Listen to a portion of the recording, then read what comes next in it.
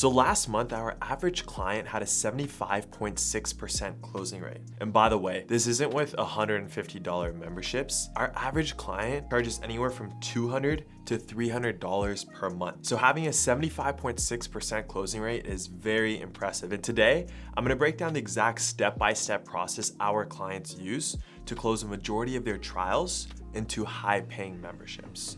So the trial process all starts with before the actual trial, the prep that goes into it before people actually come through the doors.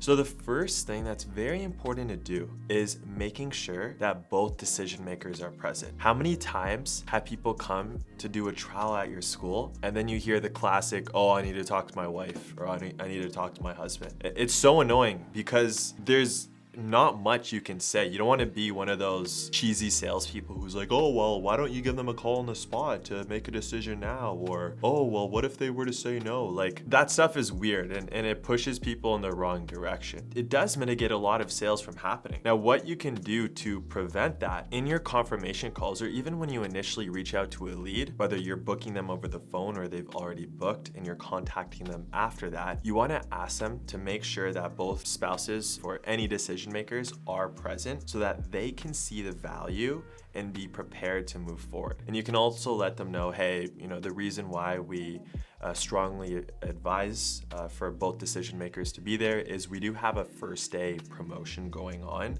So we want you guys to be able to take advantage of the promotion and the savings as long as you see the value in our program. So that's number one.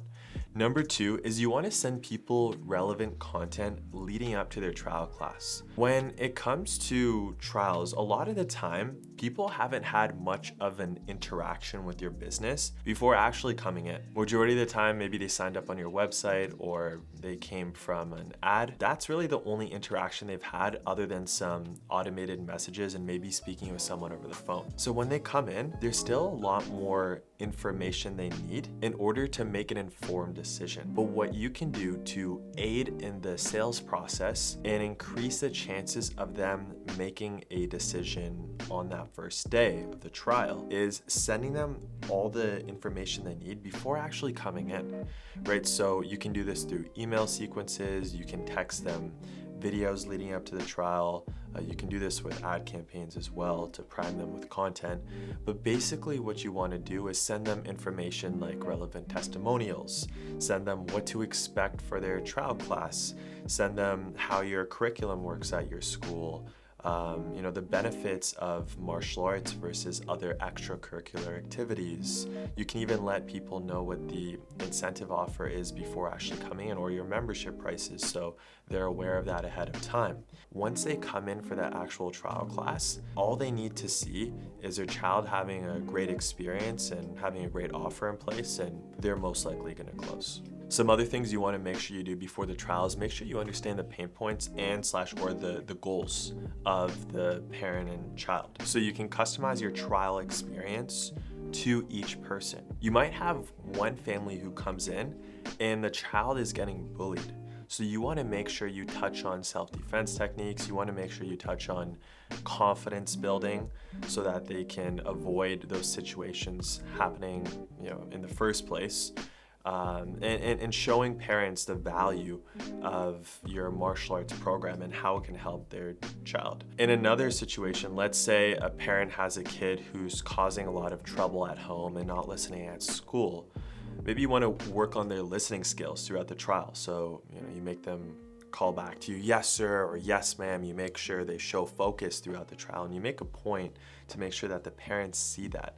So it's not just kicks and punches, but parents see the actual long-term value in how your program is an investment for their child's futures. The other thing you want to do before trials is print out a sheet. It's basically a welcome sheet with the names of the students coming in. So you can have your logo on it, you can have a cool picture background. At the top it just says welcome and then the names of the trials for that day. And then when people walk in and they see their names or their child's names on the sheet, it immediately makes them feel more comfortable. The one thing that's very important for increasing your sales rates is you have to be empathetic. You have to put yourself in the shoes of your ideal customer. It can be a nerve-wracking experience going to a martial arts school for the first time. Maybe some of them think it's like a fight club or something, or some of them, think it's going to be really rough and have no idea what to expect. So as soon as they come in, you want to make them feel welcome right away. You want to show them that it's a true family environment.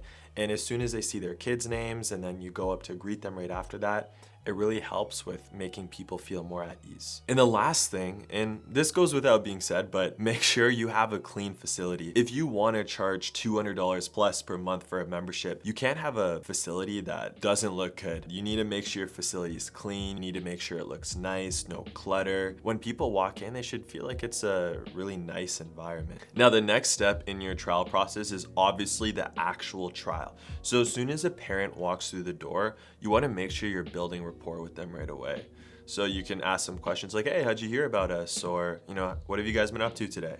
I usually like, what have you been up to today versus, hey, how are you? Because what are people gonna say? Good? Or oh yeah, my day's been good.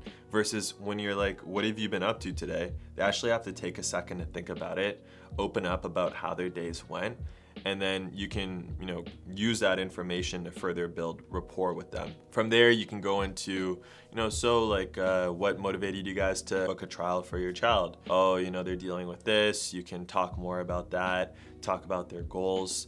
And then from there, you want to pre-frame how the trial is going to go. I usually like to say something like, hey, so basically how our trials go is, Johnny's going to come in for his first trial class.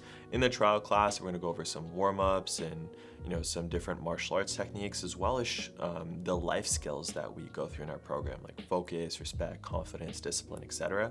Now, in the first class, we're basically assessing Johnny to see if he would be a good fit for our program. If we feel like he's a good fit for our program, at the end of the class, we'll let you know and invite you to enroll him. How does all that sound? Basically, when you pre-frame it that way, you're taking the frame of hey, we're assessing your child to see if they're a good fit versus they're trying us out, right? It's almost like a private school frame. And it's truthful, it's not lying to anyone. I'm sure all of you have had a trial at some point who's came in who just wasn't a good fit for your program, right? So you actually are assessing them to make sure they're a good fit first. You're just telling them that versus not saying anything at all and then letting them know at the end. And again, this helps with the sales process. From there, you want to hand the parent a welcome package. Now, a lot of people like to wait until the end of the class to present the membership pricing. But my thought on that is, if you're giving parents the pricing at the end of the class, now they have 1 to 2 minutes to make a decision on the spot, and sometimes it can feel like an impulsive decision. You're almost pushing parents to do it, and it's really hard for them to come to a decision right then and there. And the other thing that a lot of you guys deal with is, as one class is ending, it's really hectic. Other parents are trying to come up to you to talk to as well. And then you have students coming in for the next class. So it can be a very chaotic environment. It's a lot tougher to close people that way. What I prefer is to give people the information they need to make an informed decision ahead of time, so they can have time to review it and really feel good about the decision they're making. We hand them a welcome package at the beginning of the class, and in the welcome package, we have one sheet that goes over how our school came to be. We have one sheet that goes over the life skills that kids will learn in our program. We have our class schedule, and then we have our membership tuition sheet. Now, here's the key. With the membership tuition sheet, you want to have your membership prices. Now, I'll make another video on membership prices, but don't have 20 different options. If you have 3 or more options, people will suffer from decision fatigue. I see so many people, it's like, oh, this price for monthly, this price for 6 months, this price for 1 year, this is our paid in full prices. And then if you have multiple siblings, it's this price for each membership. And it's so tough for people to make a decision. If you look at all great companies like Apple, you go on their website, there's usually no more than 2 or 3 options, right? Success leaves clues. You want to learn from those things. So when you're presenting your pricing, only have max 2 to 3 different options. You can have your memberships, and then whether it's a monthly, bi-weekly, weekly fee right under it. I like to frame the sheet as our membership tuition investment sheet. And then right under the membership prices, you want to have the enrollment fee. Now you're going to use this enrollment fee as an incentive to get people to sign up on the first day. So we usually like to make the enrollment fee anywhere from $100 to $200, and you'll have it right under it, just saying enrollment fee, $200 includes martial arts uniform. You hand that to parents at the beginning of the class, and you just let them know, hey, the sheet includes more information about our school, the life skills your child will learn, our class schedule, and our membership prices. Feel free to review that while your child's in class, while Johnny's in class, and we can discuss, about midway through. And what I love about that is now parents have 30 minutes to an hour to review all of this information in order to make an informed decision. And the other thing that's cool about it is instead of them experiencing a ton of value, seeing what the price is and potentially being shocked by the price, you're giving them the price first. And now they've already had that initial shock, and then everything that follows it justifies why you guys charge that membership tuition, right? It's like if you're going to a car dealership, someone giving you the price of a car first, and then they start going over every single feature of the car and how amazing it is, and then they take you on a test drive. Everything that follows from them giving you the price justifies, oh, this is why I'd be paying whatever it is for the car. So it's the same type of idea when you present your membership tuition.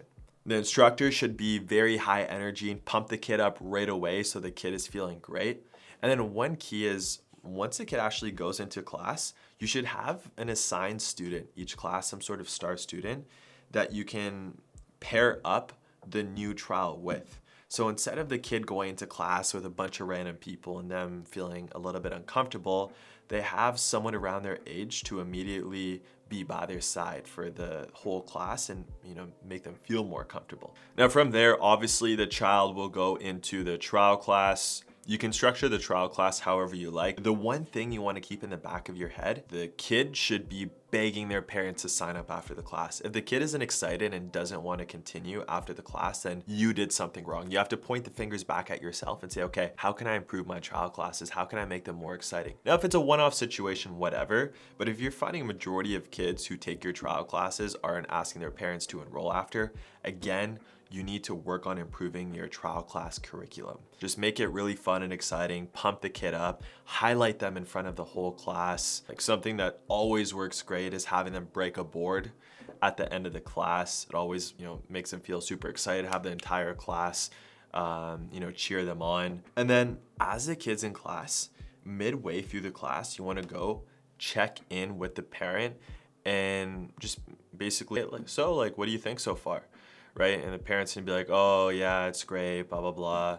And then you can reassure them if this is actually the truth, that, hey, your child's been amazing. I think they're gonna be a great fit for our program. And then from there, you can ask them, so do you have any questions about our welcome package? And always are gonna go to the memberships.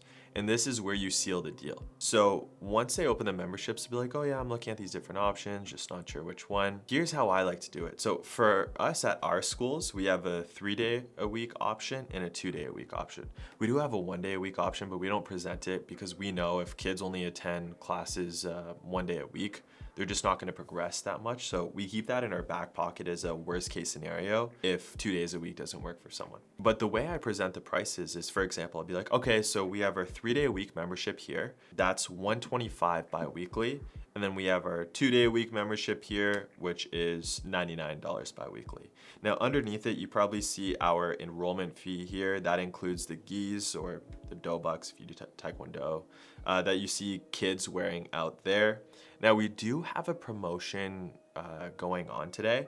If you sign up before you leave, we actually waive that entire enrollment fee so you can get started for as low as $99. Now, when you present it like that, parents have went from thinking for the first half of the class, damn, I'm gonna be paying $300 at the minimum if I wanna sign up my kids today. Let's say $99 for the first bi-weekly fee plus $200 for the enrollment fee. Whereas now, they only have to pay $99 if they wanna sign their child up. So it's a big shock, and like it's literally an offer so good they would be stupid to say no.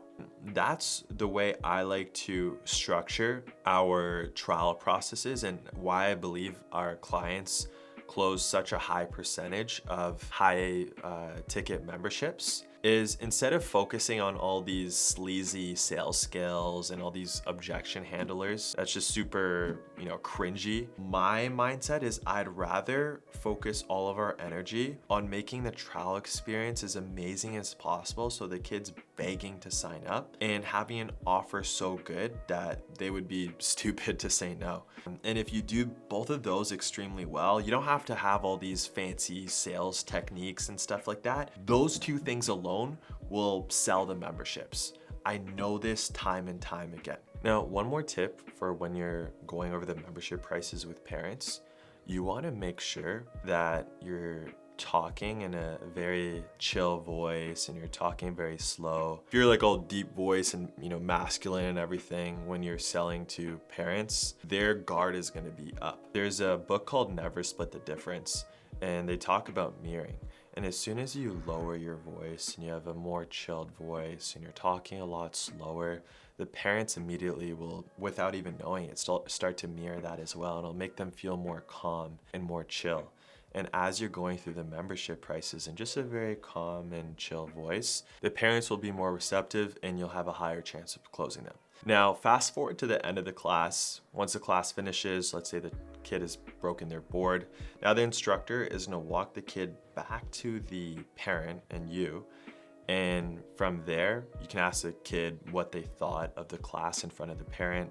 Obviously, the kid should say, oh, it was awesome, I want to do this, blah, blah, blah. And now here's how you seal the deal. Instead of saying, so, like, did you want to sign him now for our membership? Don't word it like that. It kind of turns people off. Instead, my favorite closing line is like, so, how about we get Johnny size for his uniform? So chill and nonchalant. Like, how do you not say yes to that? Especially if the kids had a good experience, both decision makers are there, the parent likes the offer. It's so easy to say yes to that. Right? And the kid's gonna be like, oh yeah, mom, yeah, can I get my uniform? And again, 70-80% of the time, people are just gonna get size for the uniform, collect their first payment, boom, you got a new membership. Very important. In the situation that someone just isn't ready to make a decision, that's completely okay. You don't have to do these fancy objection handlers. Like if someone says, oh, I need to think about it. Oh, well, we don't really need time to make a decision. We actually need information, and I'm your only source of information. So what questions? Like, again, that stuff is so weird. Instead, just if someone generally needs more time to think about it, just be like, hey, no problem, totally understand. When are you looking to make a decision? Or if they say, oh, I need to talk to my partner, for example, and for whatever reason their partner's not there, you can say something like, do you think you'll have time to speak with them tonight? What I can do for you, if you can, is I could probably keep this offer until the end of the day. So if it is a good fit and you guys do decide you want to move forward with Johnny's membership, we can still save that $200 enrollment fee for you. Most of the time people be like, oh yeah, like I'll be talking to him when he's done work at 6 o'clock, or talking to my wife, when I get home at 6, 7 p.m. And then from there you just be like, all right, is it cool if I check in with you at like, I don't know, 7:15, 7:30, just to see how you guys are feeling, and then we can take it from there. And obviously people are gonna be like, yeah, no problem at all. If it's a situation where someone needs to think about it, same thing. Oh, like, when do you think you guys want to make your decision by? Right? And if they're like, oh, but that's pretty much how we approach the sales process and the trial processes for every single school that we work with. And we see time and time again, people going from 30-40% closing rates initially when they start working with us. And then as soon as they implement these things, their closing rates skyrocket to, again, 70-80%. We have some people this year who are between 90 to 100% closing rates, which is insane. And again, these aren't $150 memberships. These are $200 to $300 per month memberships. Implement this in your school. Watch how it skyrockets your closing rates. And once your closing rates start to skyrocket, you can also play around with slowly increasing your membership prices over time. With a sales process like this, promise you, you're gonna be able to charge a lot more for your memberships. I really appreciate you guys for sticking around and watching today's video. If you're not subscribed, make sure to do so now because we have a ton of great content coming for you guys soon. I'll see you in the next one.